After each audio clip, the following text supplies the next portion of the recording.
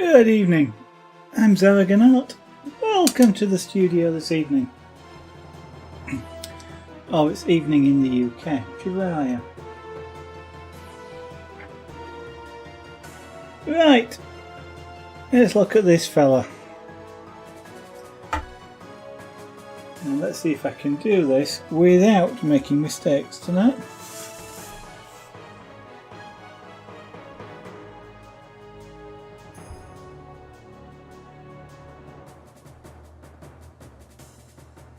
I'm not promising anything either way, whether you want to see them or don't want to see them.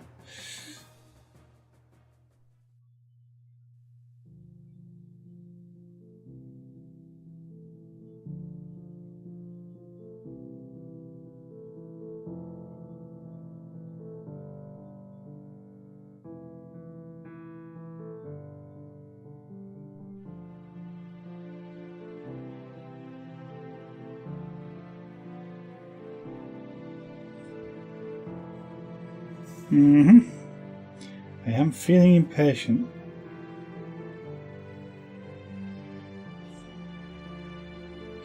Right, so the problems of yesterday, which caused me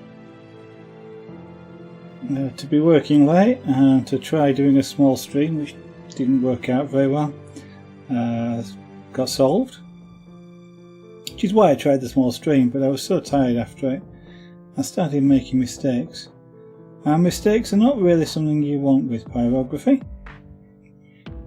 They range from very hard to fix to catastrophic. So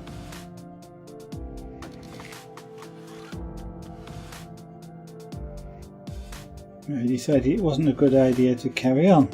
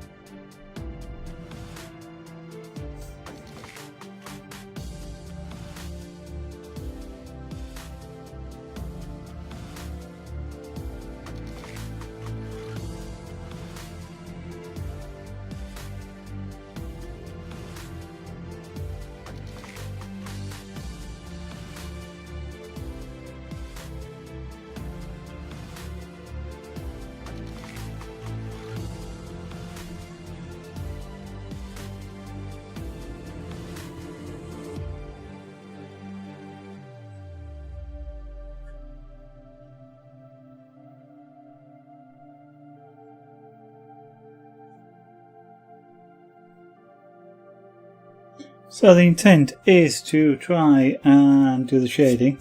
I'll do some of the shading before I put more of the dots on.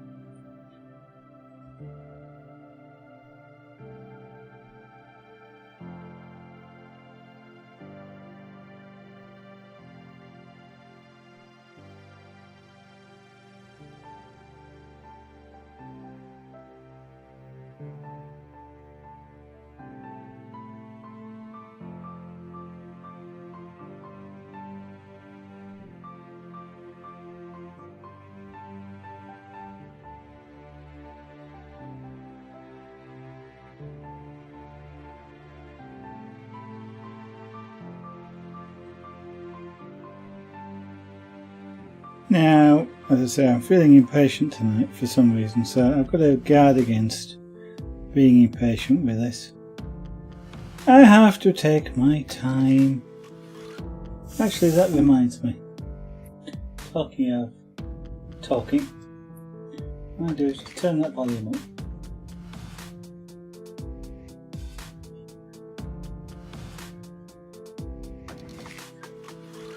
Yep, no, that's fine. Okay.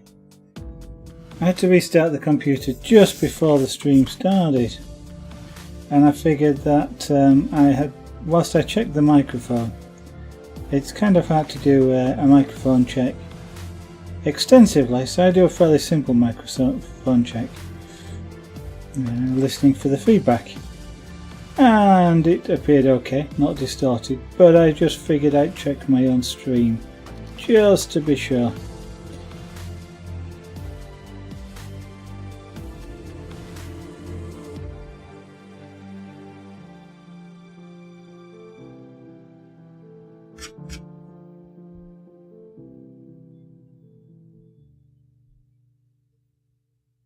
Now this shading is too subtle.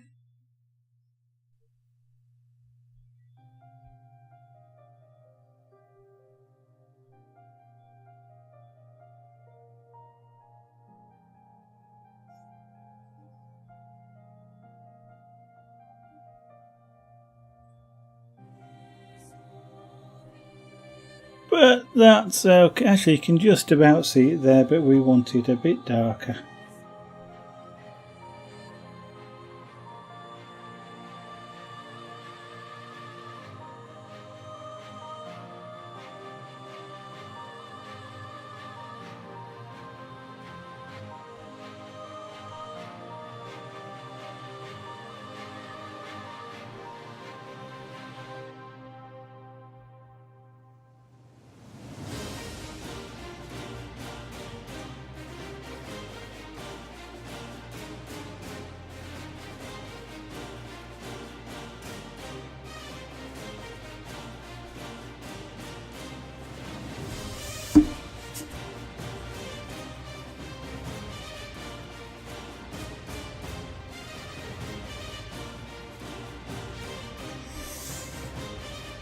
Let's do some more on that as well.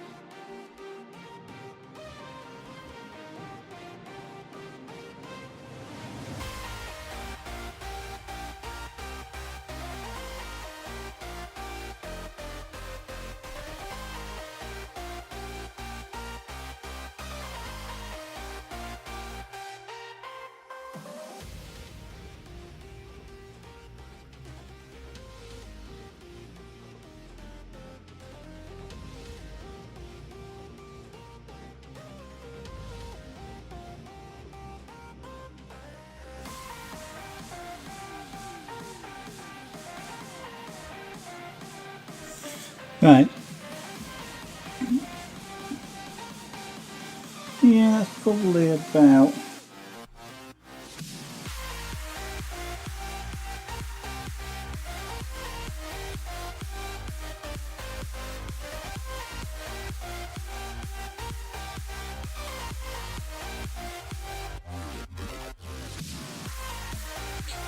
I would pick out difficult pieces of wood to do that with, wouldn't I?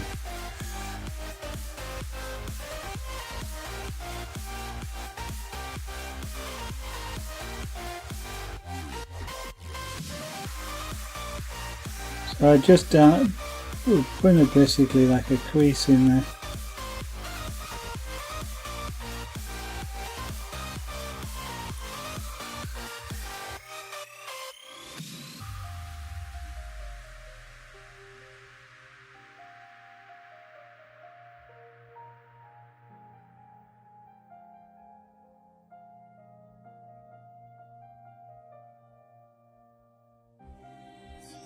And I still want to have this edge here darkened down, and I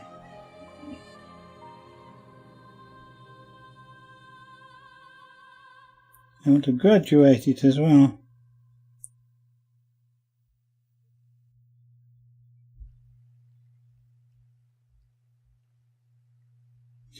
The wood around here is, I won't say it's glass smooth, but it's really smooth just because of all this ironing that's going on. This is kind of like ironing the wood. It does indeed sort of flatten and smooth the surface off, plus it applies like a glaze to it.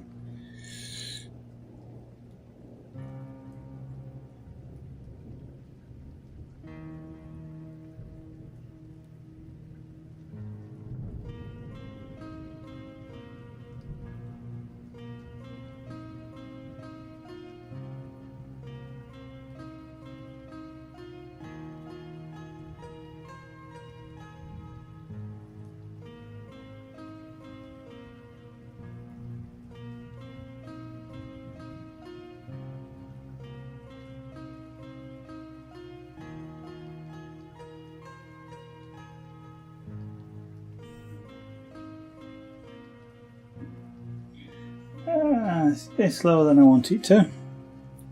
Just turn the heat up a little bit.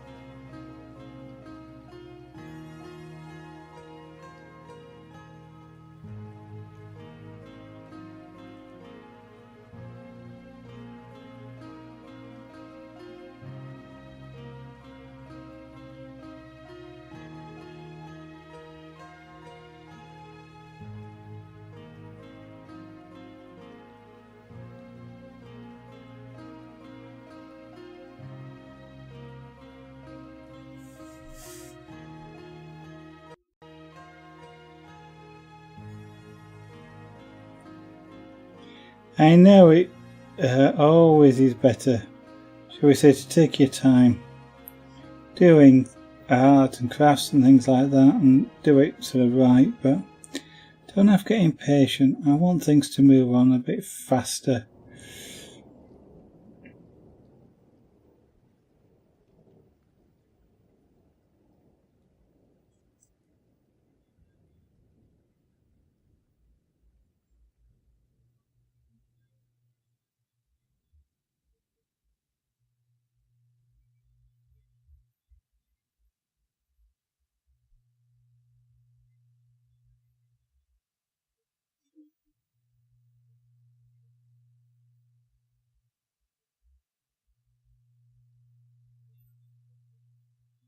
It's seeing results that, I mean, when people talk about having to have patience to do this.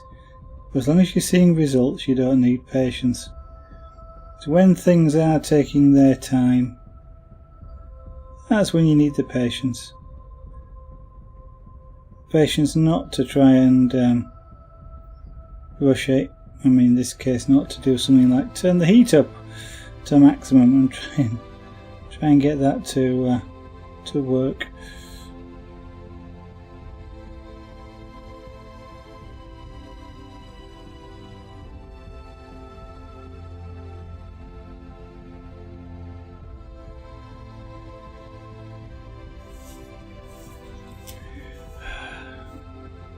Too subtle.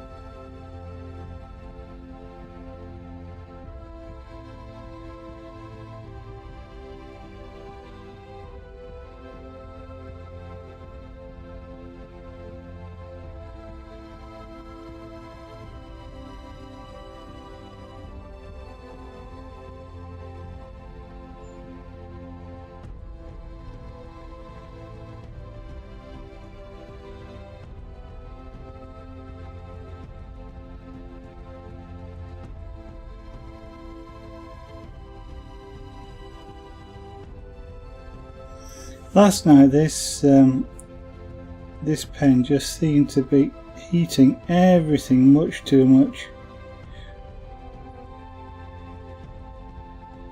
Tonight it hardly seems to be heating anything at all. It is, I know it is, it just seems that way.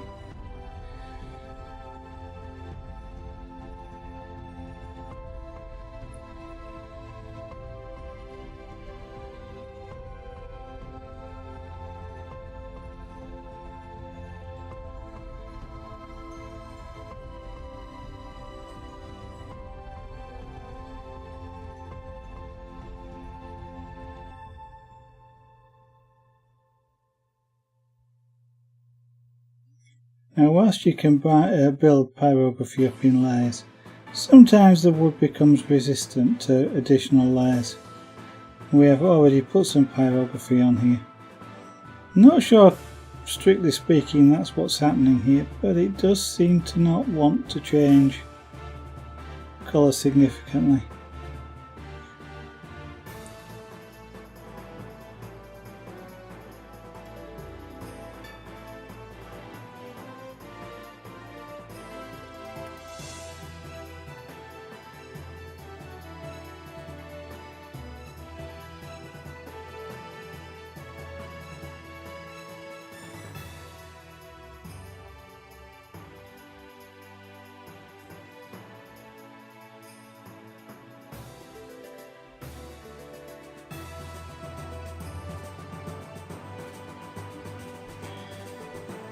Now you're starting to see the edge on that.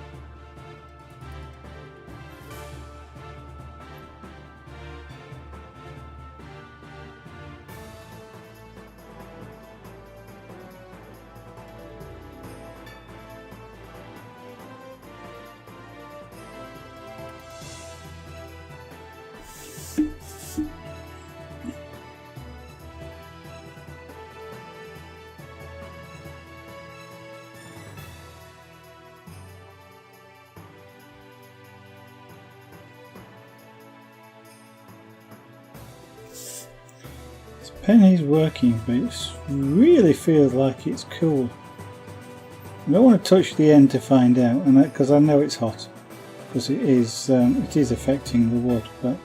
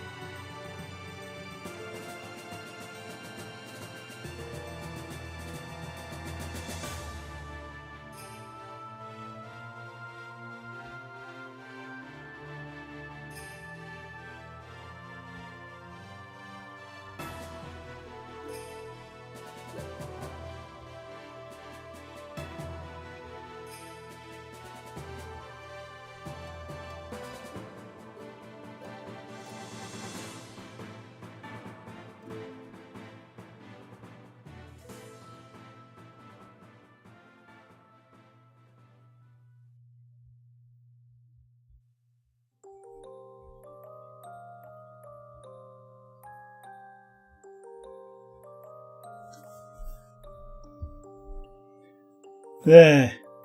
Finally getting some sort of shaping.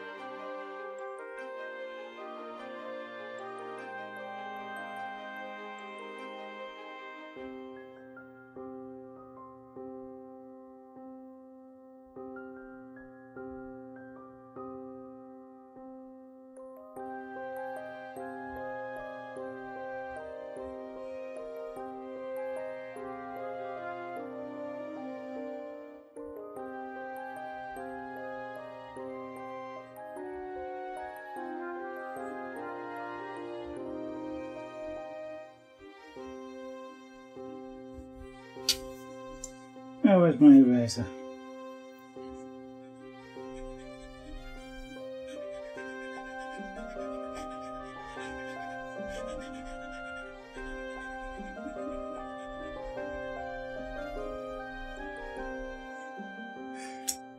One of these days I will have a stand for that camera. And it won't do that. But that's only one of these days.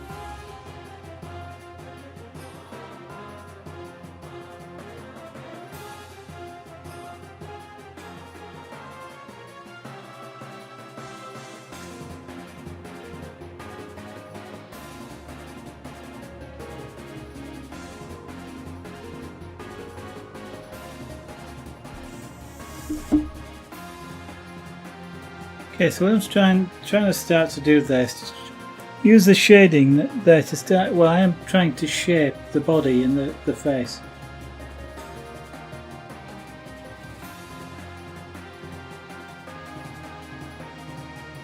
I'm also trying to drink my tea before it goes cold. But as you can see, we're starting now to get the curve on the leg there. That's not bad as it curves over here. Not quite sure of the lighting direction. It's vaguely sort of downwards ish, sort of. I haven't quite decided on what the direction truly is, but it is sort of vaguely sort of straight face-ish onwards but downwards, because that there is sort of shadow, so which tends to also of course suggest it's that way. But this here you've got sort of one leg in front of the other, so as you can see the front leg is in bright light, the leg in the back is in shadow, and that's what you're getting here. This leg's forward of this leg.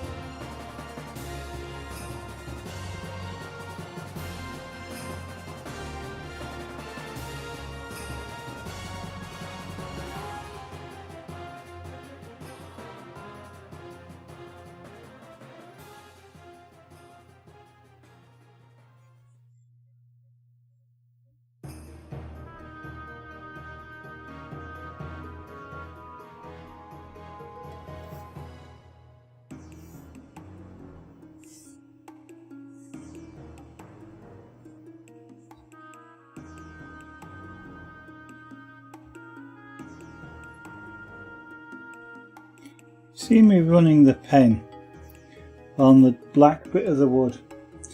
What I'm not trying to do is make that any darker. What I am doing is just using it as a place to cool the pen off. Now the pen isn't going to make at this sort of level of temperature in the time. It isn't particularly going to make that area any darker, but it does conduct heat away from the pen. Cools it down. Just enough so that when I put it down on the wood here, it doesn't create a blob, because all the excess heat it had has been conducted away when I put it down in the dark area. It's kind of a quick way of cooling the pen down to avoid those dready blobs. The blob sounds like a science fiction, you know, a 60s science fiction film, you know, The Night of the Blob or something like that.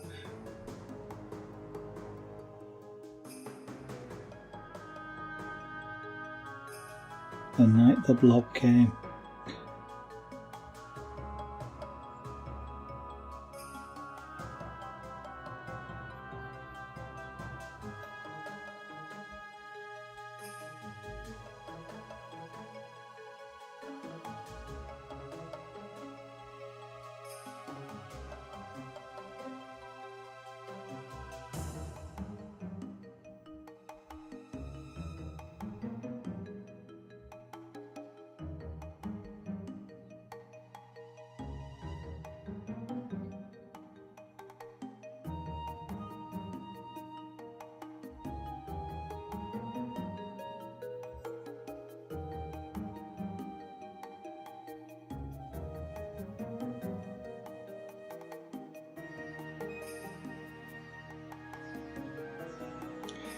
Just in the other room in the office, I've got two printers.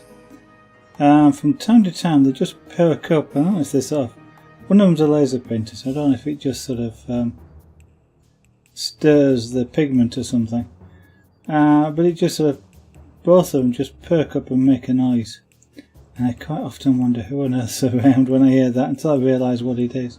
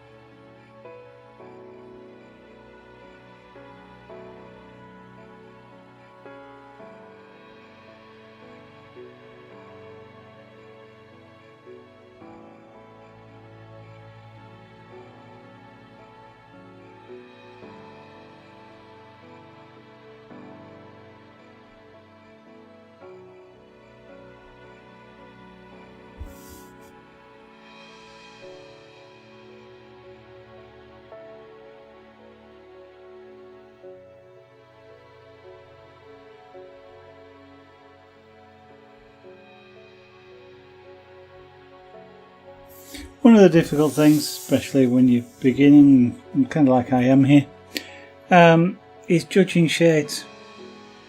When he's dark enough. And one of the tricks that helps is, if you're using a reference photograph or photographs, is to convert them to black and white, because especially rather than using a colour photograph, because that helps you with the tonal levels, how dark something should be or how light something should be, without being fooled by the colours themselves. Because some colours look inherently darker than others, and some look inherently lighter than others, even though they may actually be the same tone, same grey level in black and white if you converted them.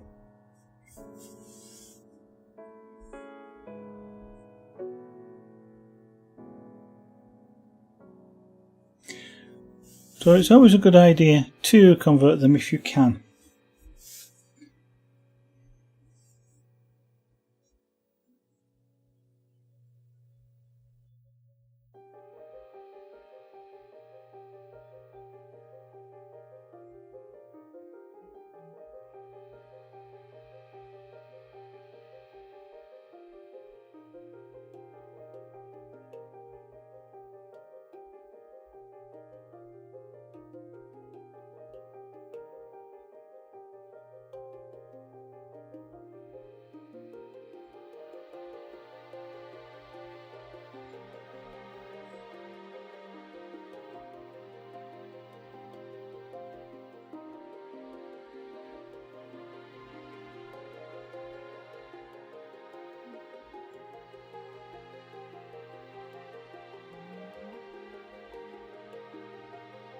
I've got a junior asleep in the doorway there, and it sounds like he's starting to snore a little bit.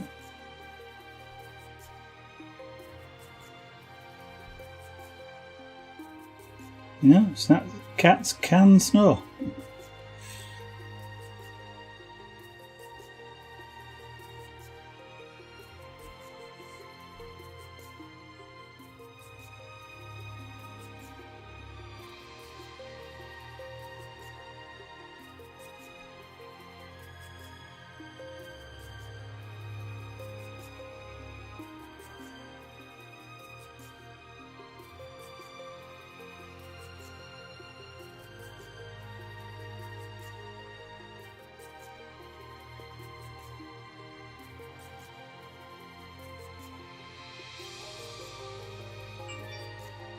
I polished these pens the other night using the same polishing compound that I use for the carving knife, carving blades, and it's amazing how once when it's gliding on the wood, it's amazing how much smoother it feels. The only thing being that you always did have to get this pen in just the right angle for it to glide. What I ought to do is slightly profile the edges, because the edges catch occasionally if you don't have quite the right angle.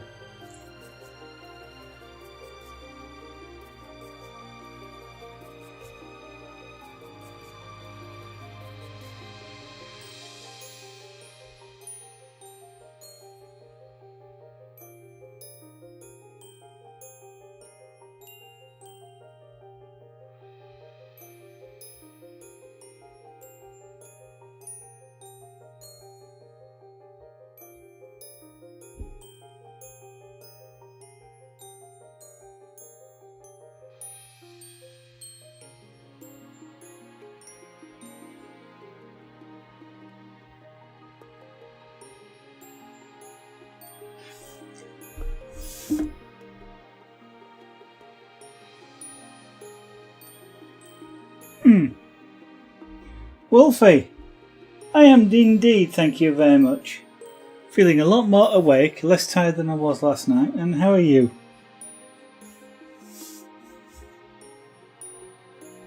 Very concentrated. I was concentrating on what I was doing, yes. You get, I said it before, I mean, you get lost in this, you know, as you're doing it, you just kind of get absorbed in what you're doing, and you just tend to forget what's going on. Last night, you were kind of right. When I was doing stuff, I was making. I don't know whether it was. Well, it would have been me, I guess. But I kept making mistakes. The pen seemed really hot. I was getting dark marks all over the place, and it was kind of like, if I carry on, I'm going to ruin this. And you know, I've spent quite a few hours on it. I don't want to do that. Best thing is just to put it to one side and come back when I feel better. And so that's kind of what I did. Seemed like a good idea at the time.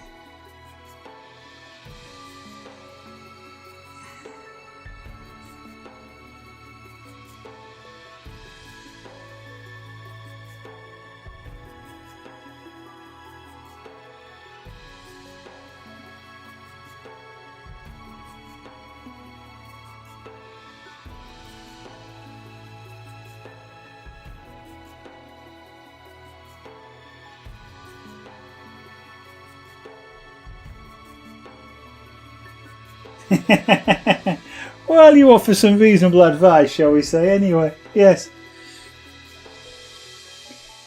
Now then, that's to transition into that.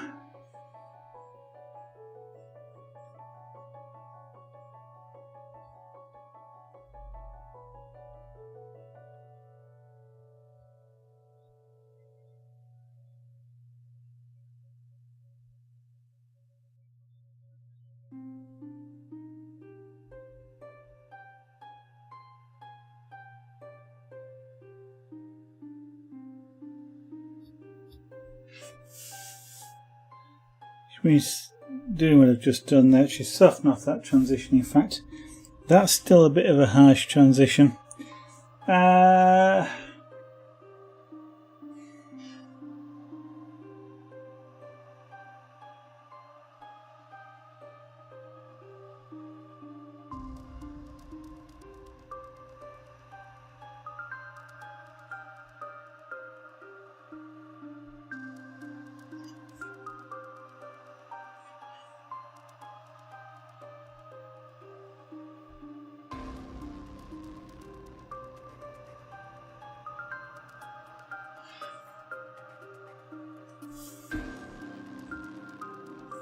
In fact, last night you went off to get a snack. Eventually I did the same thing.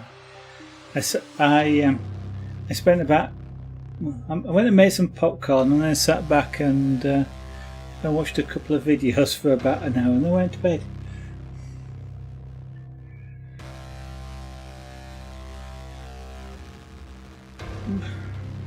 And that was the last thing I remember till this morning. I don't actually even remember laying down in bed.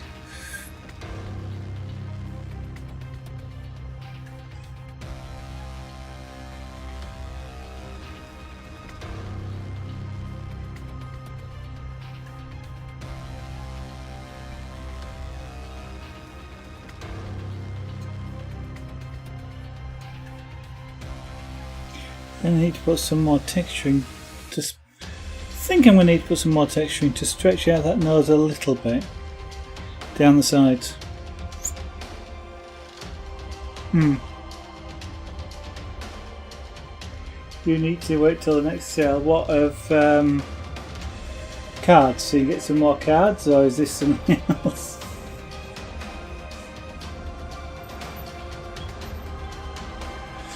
I've just been reading about today the CPU flaw and the fact that it could end up making the computer even slower. Oh, Truck Simulator. Oh, what's some more DLC? You've been playing it a lot. You play the multiplayer version, or are you playing the standalone?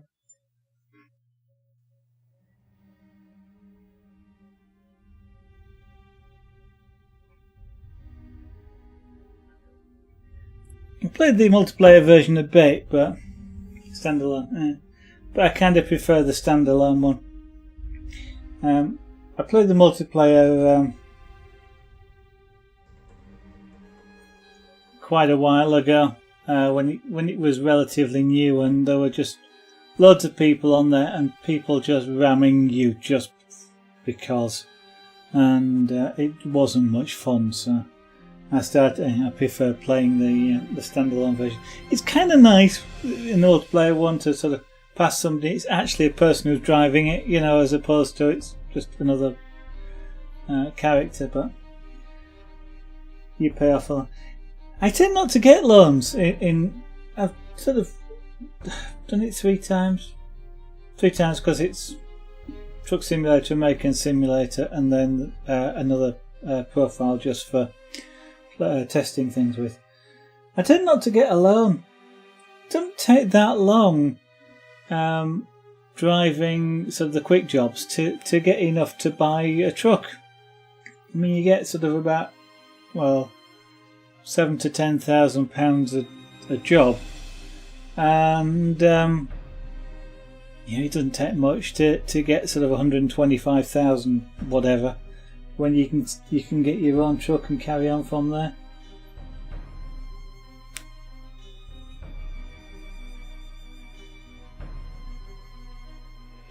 What are you up to at the moment then, in terms you do buy, yeah? Oh, to buy people. I don't know. I just keep doing the same thing. Wait until I get about 125,000, and then buy a truck and a person to go with it. And if I come across I would say an interesting garage, but sort of a roughly reasonably spaced out garage, and I've got enough cash, I'll buy the garage.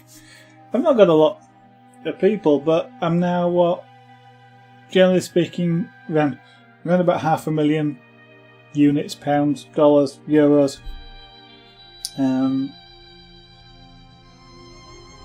Most of the time, just because of the productivity. I do hear in this particular last release, though, what they've done is make the drivers make better income if you give them a better truck, which is interesting. Yeah, I drive my own truck. I've never actually worked out whether, because it doesn't give you a wage. It gives, because I mean, with the other drivers, in principle, they get paid and then you get a profit.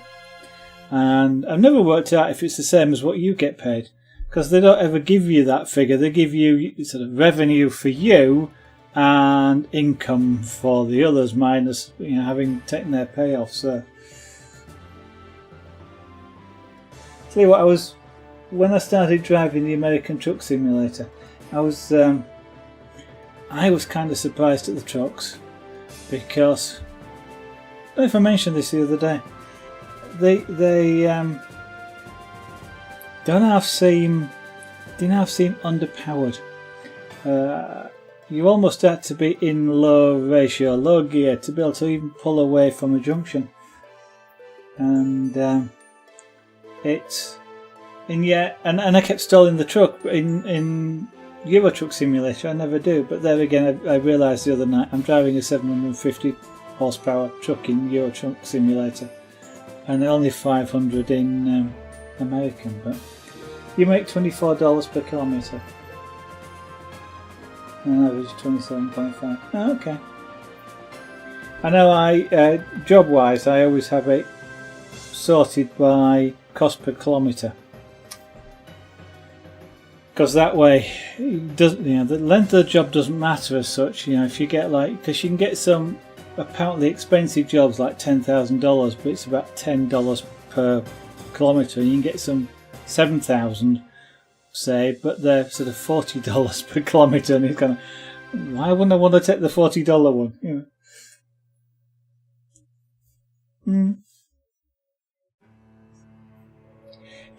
To some extent, I kind of the only real reason that I get other drivers is so that they bring in some money that I can basically drive any truck I want. So I don't have to go out and earn it if I want to get a different truck. Like I just bought one of the new Scania S series trucks, and a lot of that was came from the other drivers. Then I handed my truck down to the next best person. So. Tell you what's really hard to do in Euro Truck, and I'm assuming American Truck Simulator is the same, and that is really to say, I've got this truck and I want to give it to that person who already has a truck, and I don't want to put them in a different garage. I literally just want to swap their trucks over. It seems really hard to do that. You can go to a truck and assign it a new driver, but you can't go to a driver and assign them a new truck. Or the other way around, whichever way it is, and it's right awkward when you say, I want it to sell. I've got a good truck. I want to hand it down to the person who's getting the most money. And I had to play games, like I had to put the truck in the set because I didn't want to change them to a different garage, because I don't know if they continue getting as much money, or it's like learning routes or something. So I had to put the truck into the garage, but the garage was full, so I had to make the garage bigger to put the truck in the garage. To take them off that truck to put them on that in a new slot which had that truck in it, to be able to take their truck, and it got really complicated. I'd love to be able to just sort of say, you there, have that truck where you are, and I couldn't find a way of doing that. It was quite irritating in there, because it means that shuffling trucks around is quite hard. Your best kind of it almost becomes best to sort of, if you want to buy a new truck for yourself, sort of sell it and buy another one for the next person, rather than hand it down. Sell the truck and then just upgrade theirs, or buy a brand new one for them or something. It just seems it seems like it's a lot easier to do that.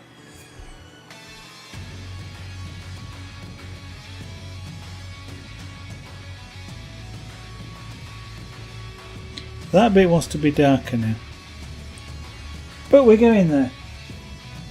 Yeah, it does.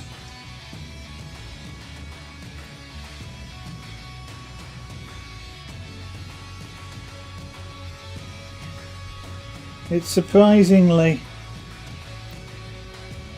fun and relaxing to some extent to drive trucks in a game.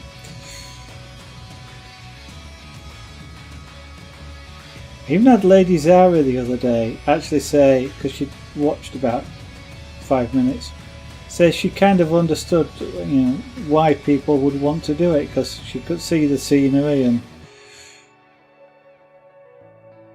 you know, a lot of people wonder why you want to drive trucks in a game.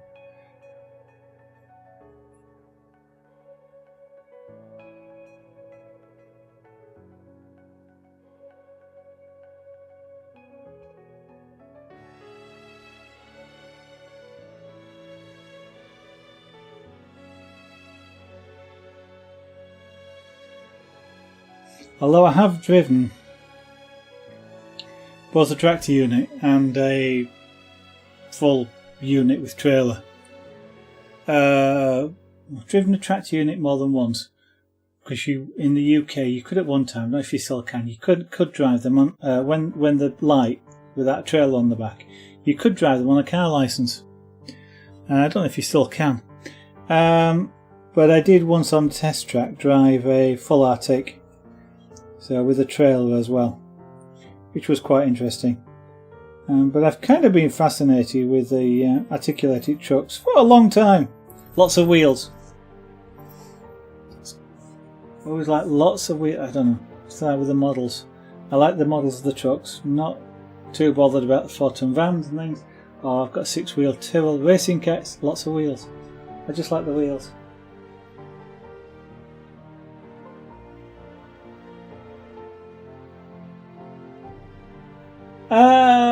Yeah, it just accelerates faster.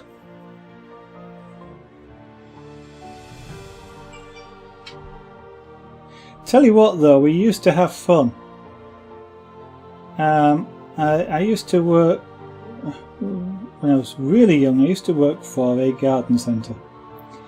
And that garden centre used to hire out plants to exhibitions. So we'd hire plants, you know, for events and things. So they'd hire the plants so that the event, exhibition, whatever it was, could have lots of plants around, and then at the end of it you take them all back and they pay lots of money for it. And so it used to involve sort of an articulated vehicle, sort of travelling in the cab, to sort of load and unload at the far end.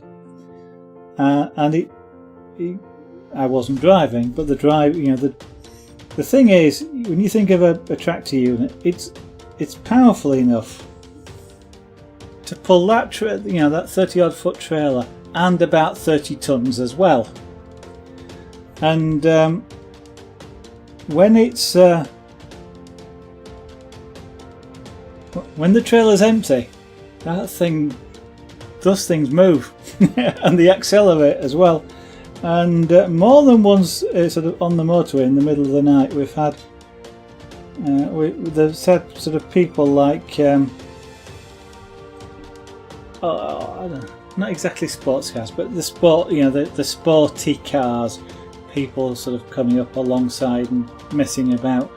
And when you've got a 750 brake horsepower engine and the driver puts his foot down and sort of slams it to the floor. Now, it takes a bit of time for the diesel to pick up, but all of a sudden it just goes boom, and you leave these sporty cars behind, partly because they're not expecting it, but they just get so surprised by the fact that this 40-foot vehicle is just disappearing in front of them. It was quite funny sometimes.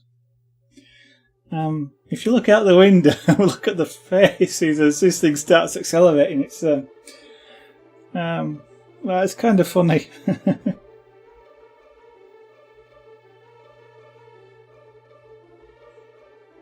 And of course then the truck hits the truck speed limit fairly quickly.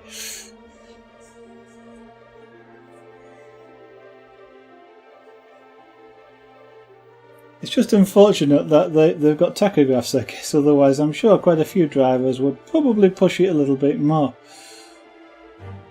Even then you got tachographs back then, so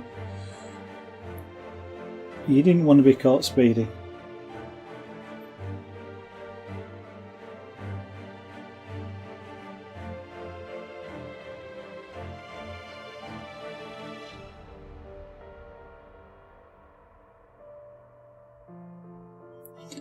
I guess people just don't realise, a truck that can pull 30 tons up to 60-70 miles an hour without too much effort, shall we say.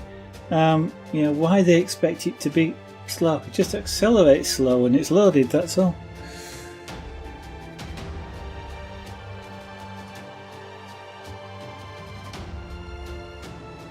Oh, that's it here.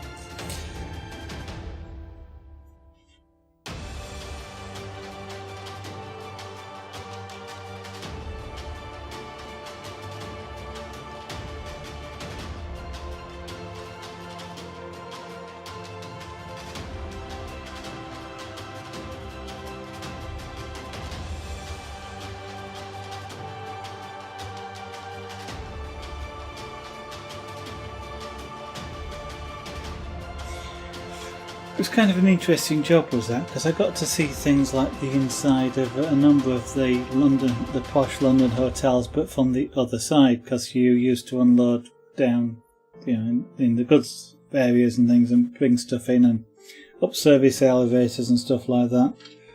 It's a completely different world to what you see on the other side of the house doors.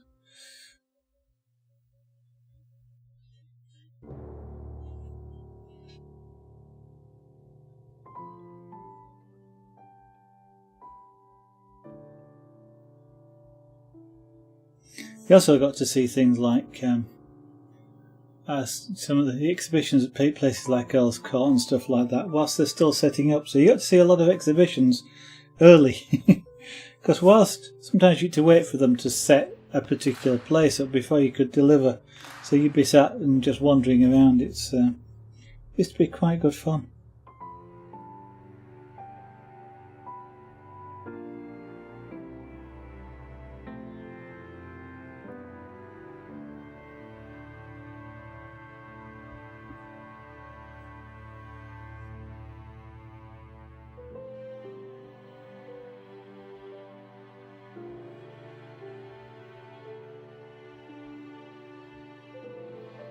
Now that's starting to look better.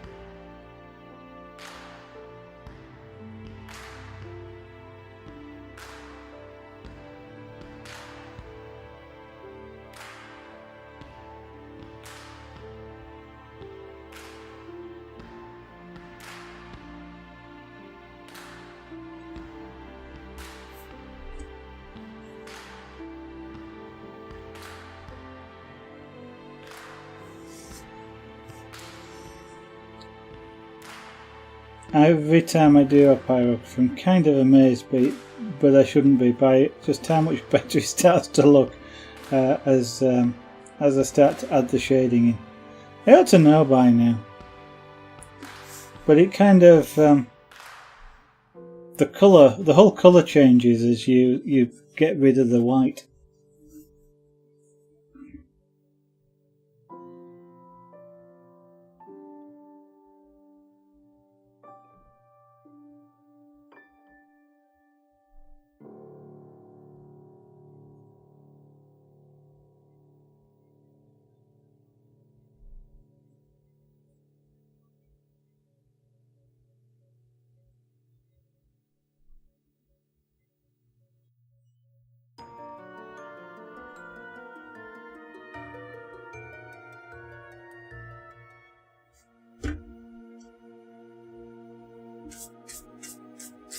Get rid of a few cat hairs. I do not want that smell.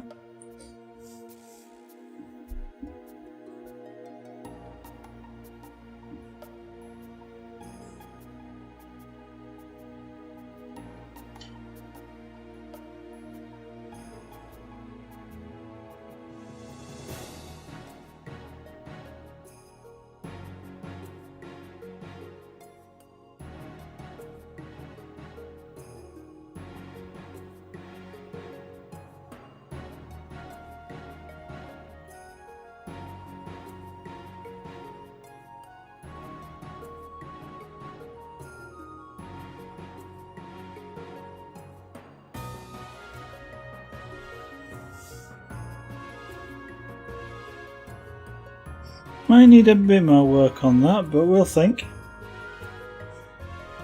In fact, I probably will need more work on that, but we'll sort that out afterwards.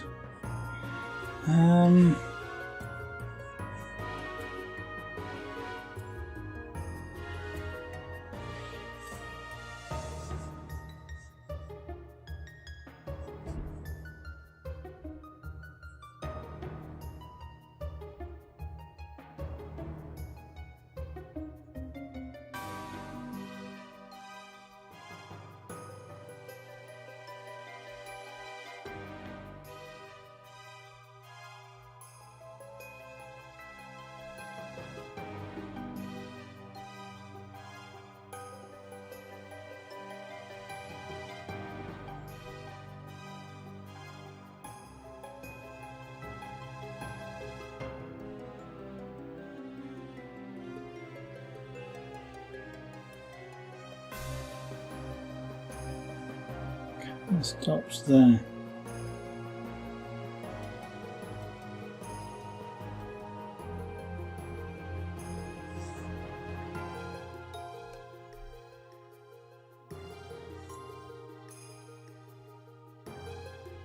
And that kind of goes over the top of the eyes. Like that.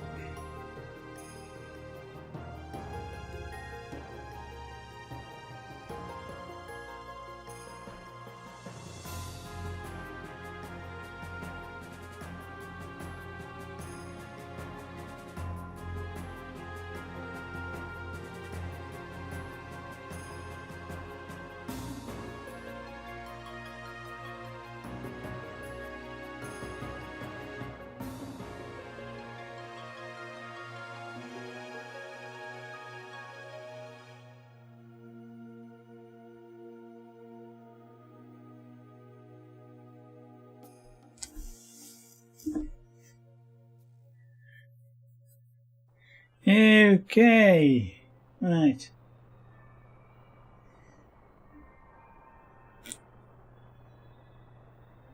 Kind of concentrating on the right hand side. I'll have to, I was going to say mirror that on the left. I won't have to mirror it, I'll have to do something similar on the left. They're not symmetrical.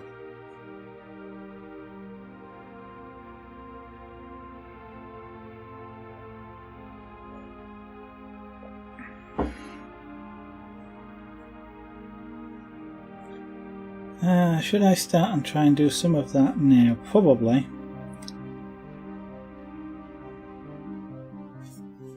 Just to give overall shape and tone.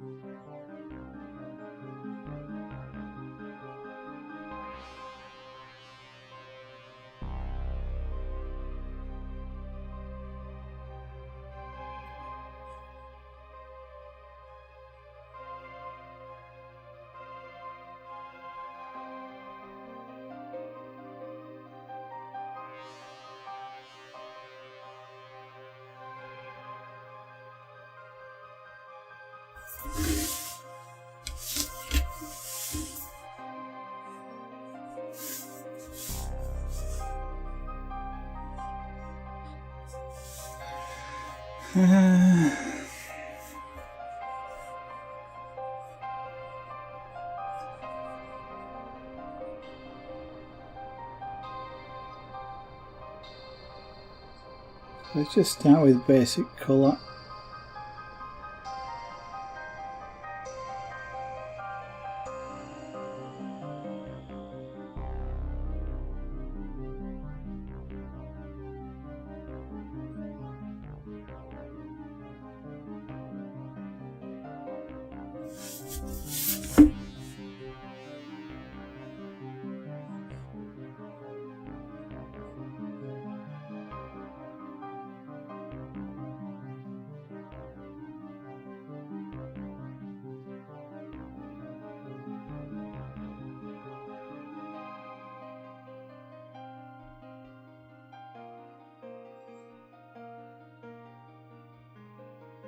Now I have to try and keep this pen at a particular angle to keep it running smoothish on the board.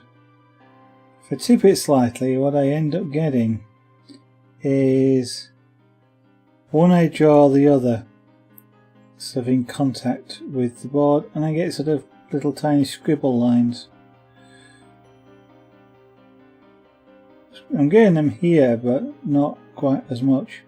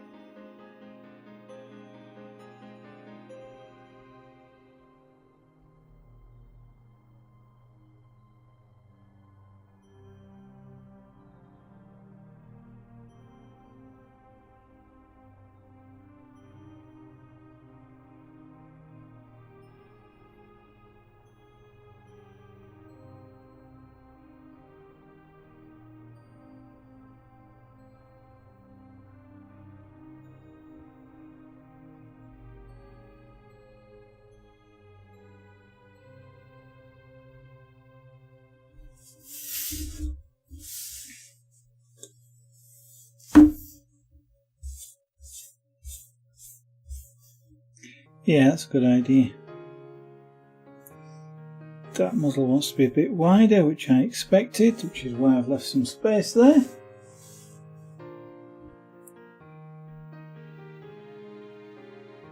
This was a challenging piece. Might not look it, but it is.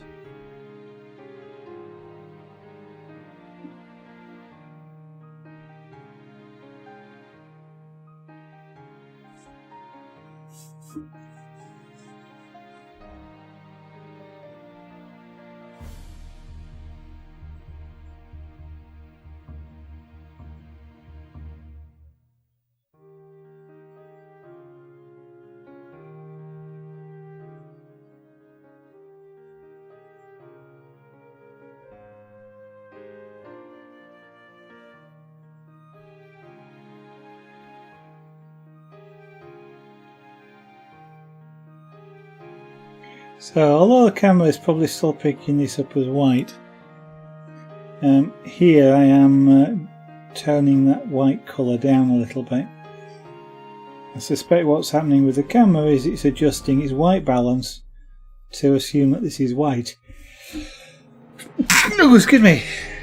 And therefore you're still continuing to see it as white.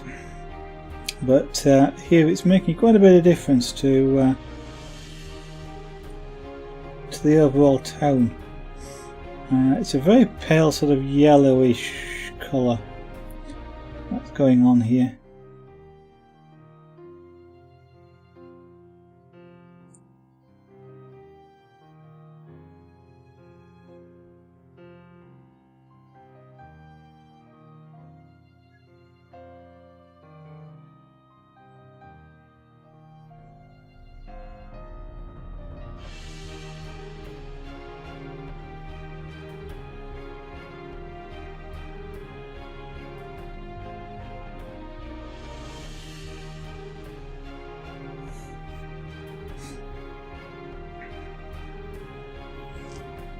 And I should do the leg as well, but we'll come back to the leg.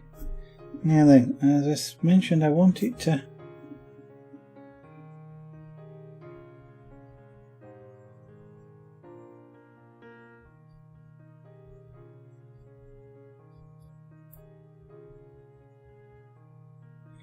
ease that muzzle out a little bit.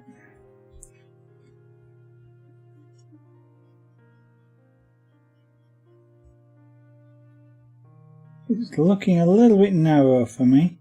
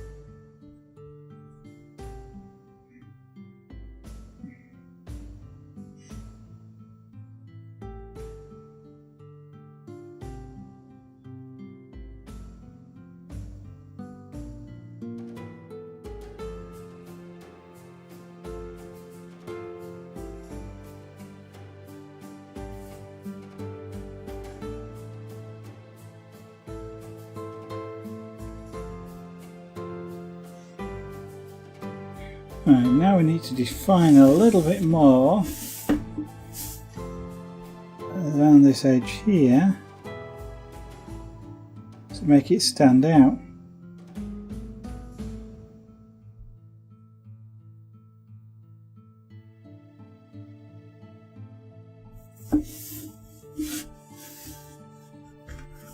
Yeah, that's about it. So let's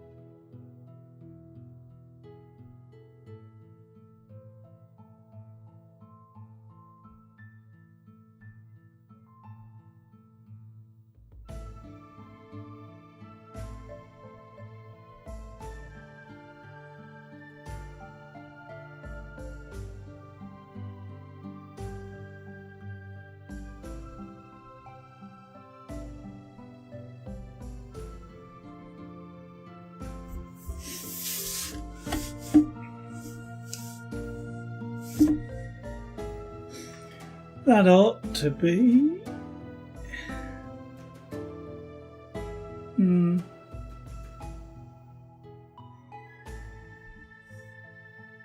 that looks almost as dark as that on camera, but it's not, it's significantly lighter. I'm wondering if it should be darker. Well, I know it should be darker, and I'm wondering whether quite what to do with this here as well. In actual fact, as that should be darker, that should be dark underneath his chin there as well.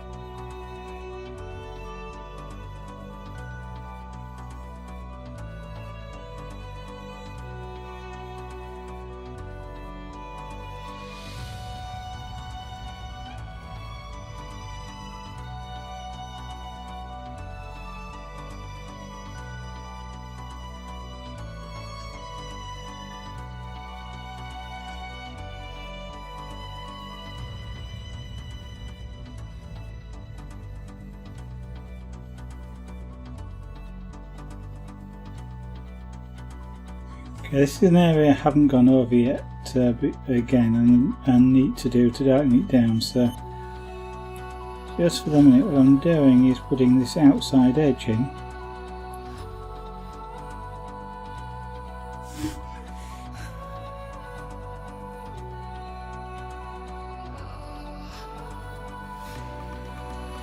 And come back and fill the rest in afterwards.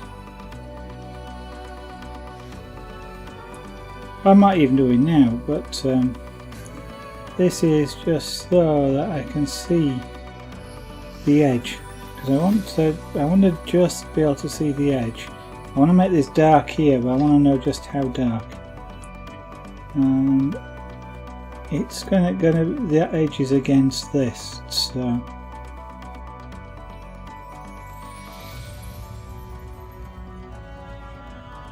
I need one level or the other. Now if I make this too dark, then making this, because I want to just see the edge.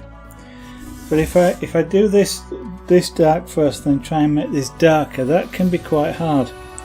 If I get this as dark as I want it, then I know this can go at least as dark as that area there, and therefore I know it's doable. If I make this dark, I don't know if it's doable to make that darker. And that's one reason why I'm doing it the other way around.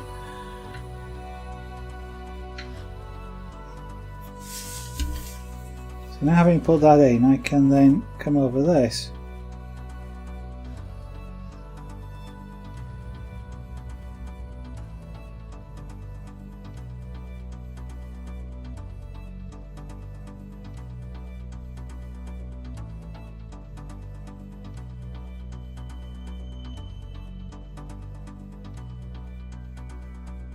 And make it at least as dark.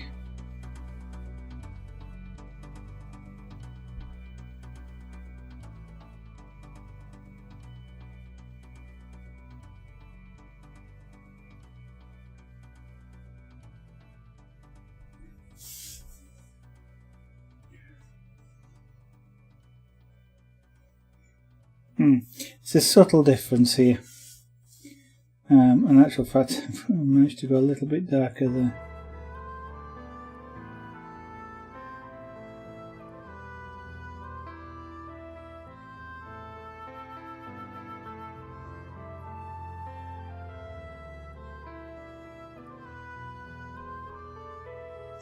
I can apply a little bit of a cheat.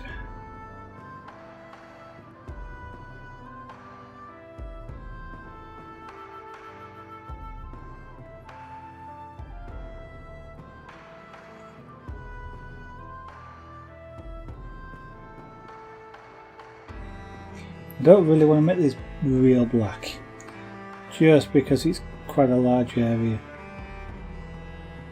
What I can do is consider it dark enough so you can't really see the detail, but kind of treat it a bit like rim light. It's getting a little bit of lighting from scattered light, but right here under the chin there wouldn't be any of that. So I can go dark here and then just fade it out. So it's a bit like a shadow on something that's so dark you can't see any detail. It's kind of a fiddle, because if it was that dark you couldn't see any detail, you will not see the shadow either.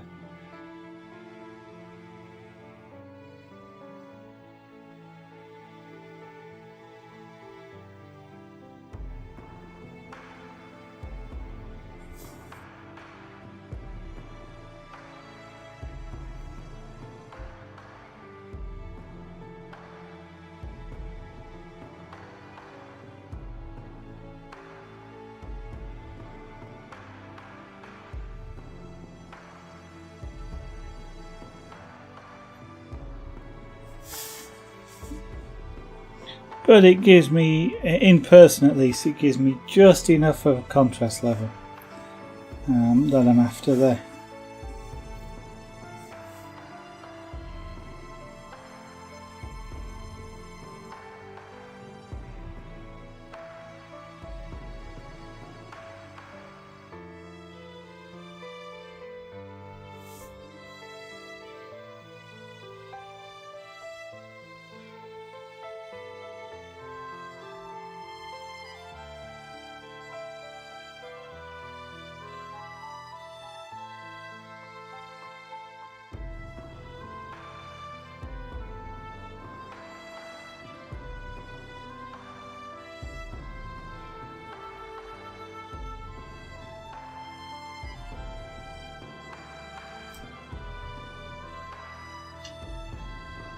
Ah, you're back and you've gone to get a snack.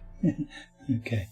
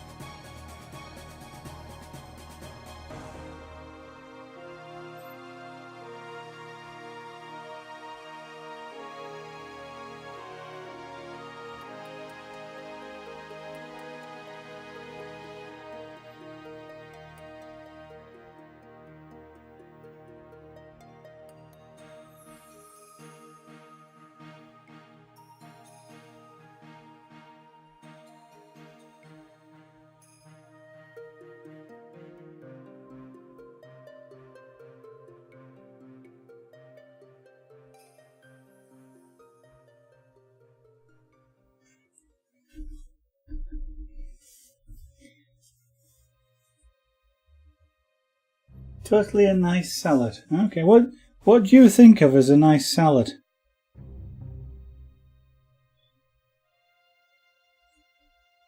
Because these days, what I think of a nice salad is made completely out of vegetables. Well, almost completely out of vegetables.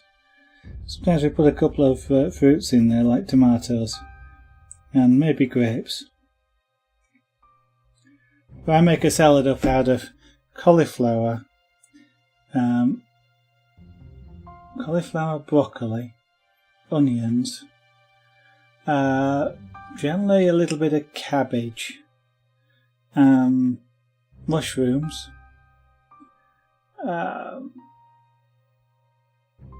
what they call fish sticks, tomatoes, baby sweet corn, carrots. These are all raw, by the way. And I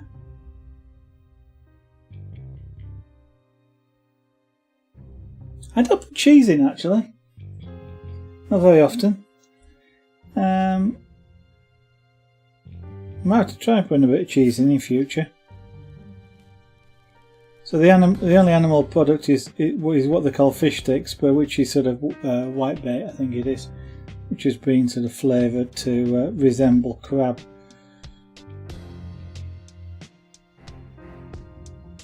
So I actually have generally speaking, have a less, because the dressing I use is generally olive oil and vinegar. So I generally have less animal product than you do, because we don't always put the fish sticks in.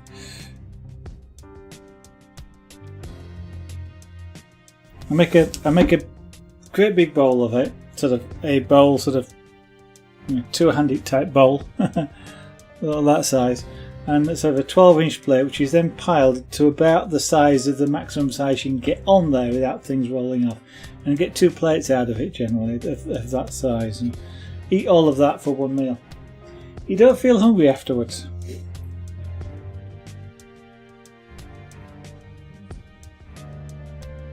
You only have that in summer actually quite a lot, not so much in winter, but in summer. And it's really outer than sort of olive oil and vinegar dressing. Nothing particularly fancy. And it's really quite refreshing and relatively cheap as well. Especially for the size of meal that you get out of it.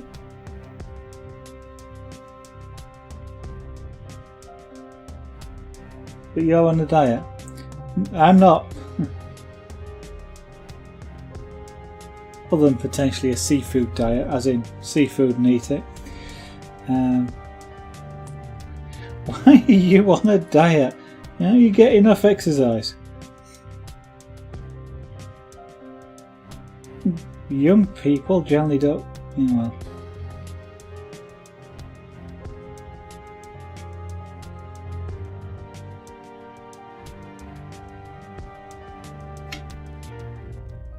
Well, that's a good thing. I mean, I generally speaking don't eat snacks, so I only have sort of meals. But if I wanted a snack, what I'm given a choice, so chocolates or a nice raw broccoli or a nice raw cauliflower, I'll have the cauliflower. So, same with, I'd rather have the raw vegetables. Well, generally speaking, cauliflower or broccoli tends to be my favourite too. But I'll eat those rather like sweets because, you just break the head up. And then just, maybe a little tiny bit of salt spread over the top. But that's my snack. Oh, and garden peas. Especially if they've just come out of the pod, because I eat the pod as well. But I can eat those like sweets, the individual peas.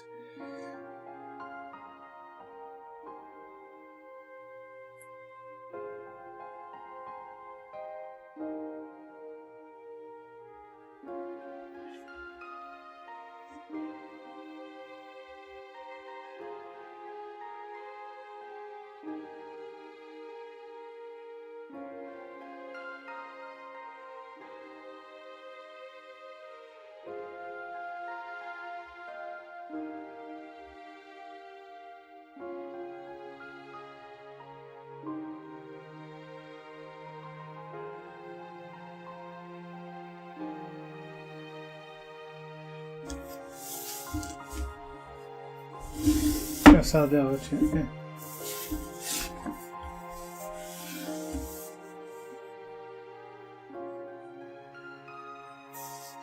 $10 kilograms. You've got to be careful in some ways, losing a lot of weight all in one go, because you do tend to just eat it back on again. You kind of got to. It sort of implies that you sort of had your salads or whatever before you went on holiday and had less healthy foods when you were on holiday. And you kind of got to have the same stuff. It's got to become a lifestyle rather than a diet. It becomes your normal meal. Otherwise, yeah, you do tend to get it all back again. But yeah, I don't mind. I'm not a fantastic chip eater, unless it's with fish in paper from the chip shop. But which is not very often. I would potentially prefer salad or rice.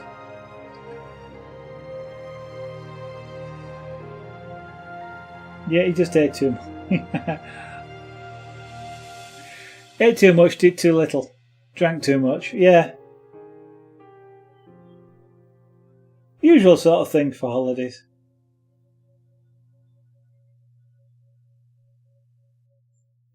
See, what you ought to be doing is saying it the other way around, you know. You went on holiday, gained £10, and now you're losing it again. Not the other way around. Because that way it sounds more successful, you know. Yes, you went on holiday, yes, you put the weight on, but now you're going back to normal. Saying it the other way around makes it kind of like, I shouldn't have done that.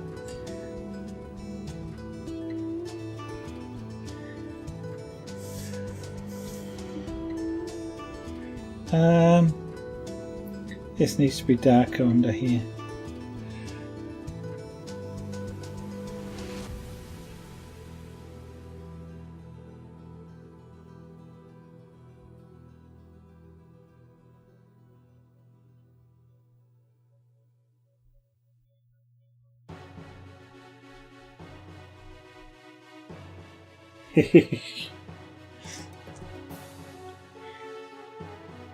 Yeah, it's that initial loss, you see. I mean, you weren't on. Smoke and mirrors, spin, as they often say these days. How you spin it?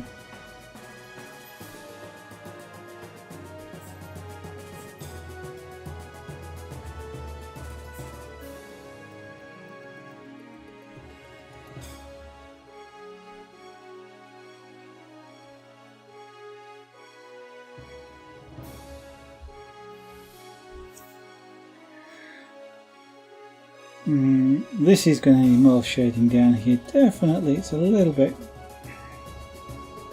It's right, it's just not enough.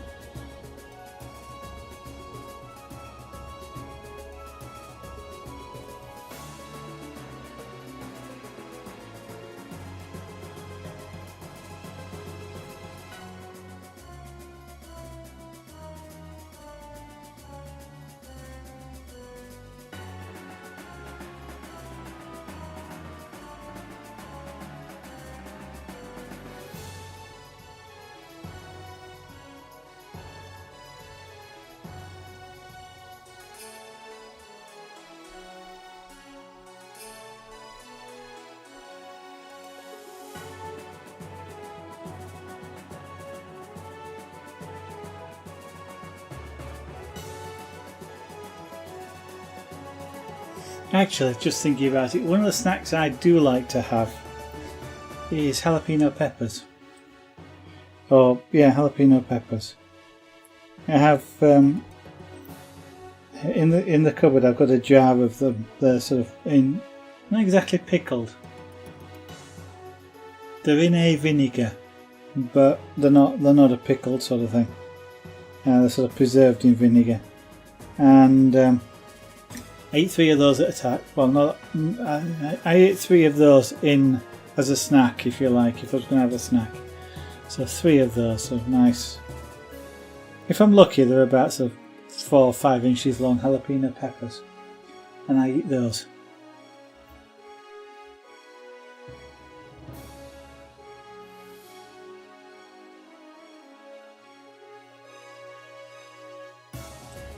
Uh, 10 kilo. 5 1.5 litre Coca-Cola bottles is 7.5 kilos. Give or take a little bit. A litre weighs a kilo.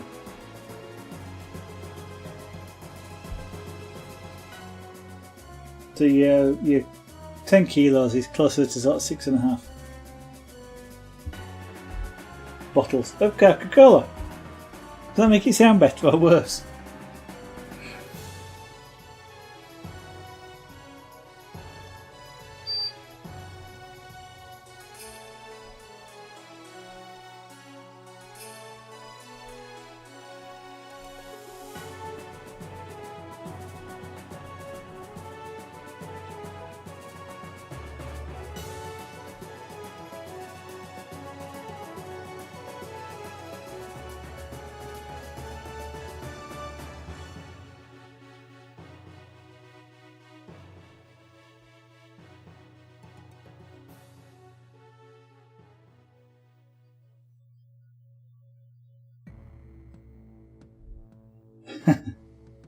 So that's it's a lot. Yeah, it's a lot. What would it be? 30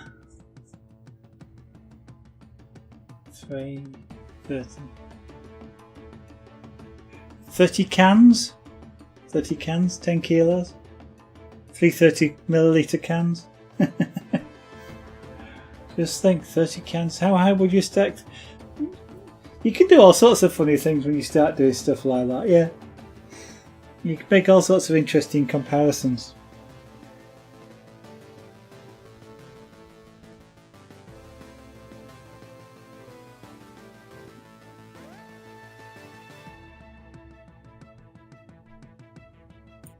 The sort of thing that they do on television is sort of, on these diet programs on television, where they sort of are attempting to shock people into things. They go 10 kilos of fat, and they pull out the most horrible looking fat that they can find and stuff like that. Or they'll go cans of whatever, and they stack the cans up in the most biggest looking shape they can find.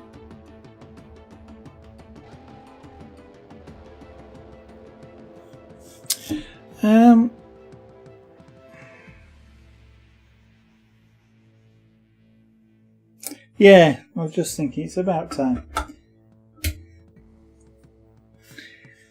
It's about time. That's coming along quite well now.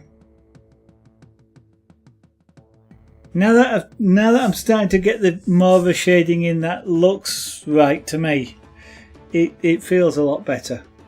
I mean, it still looks a heck of a lot better on camera than it does in real life, but not unless I step back. The further you step, when you get right up close to it, it doesn't look as tidy. But and what I want to try and do is get the shading in, and then put the dots over the top. And I probably will ignore the lighter coloured fur altogether.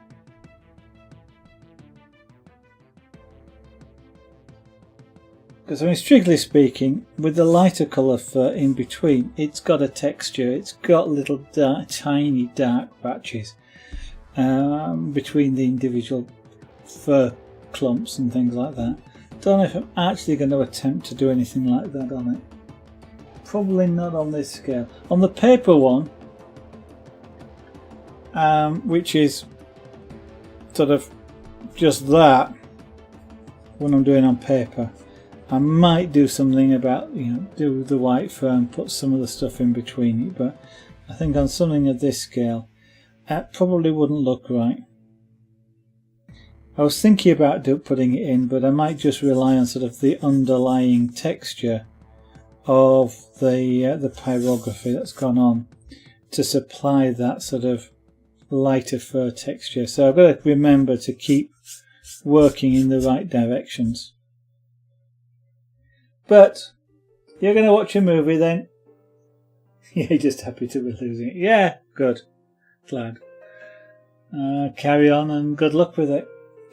And yeah, see you Wolfie, hopefully tomorrow evening, providing nothing goes wrong at work. Can I cross? I can't. Take it I'm crossing everything I can,